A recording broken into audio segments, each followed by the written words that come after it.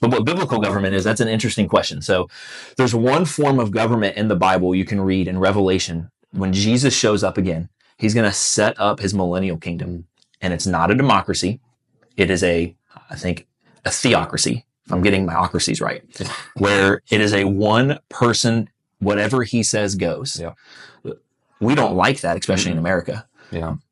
I mean, I think that would be a horrible government to be under today.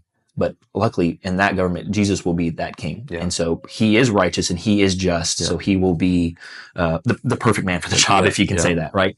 And so, he'll be perfect. I mean, well, he is perfect, but everything that he rules over, Absolutely. So there's a form of biblical government, and it is that one. Yeah. And you see, like in the Old Testament, they're always trying to have God lead, and he has men set up to represent him, right? And so I think there's probably going to be representatives in his theocracy as well.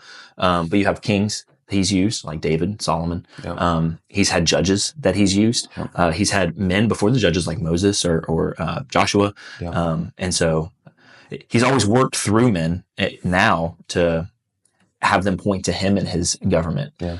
So it's a big topic, but I guess biblical government would be technically that, but it's any government that is trying to do what he would do if he was king, if he was ruling. So we rule through him, right? And if I can I read a couple verses that come after this? Because you look at what biblical government is, it introduces this idea, and then it gives you maybe some parameters of what the point of government is. It says in verse 3, picking up where you left off, it says, why should we not resist the ordinances that God set up? It says, for rulers are not a terror to good works, but to the evil.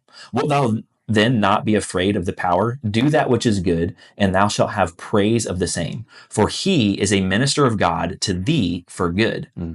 That's speaking of who's ever in charge, right? The kings or the president or whatever.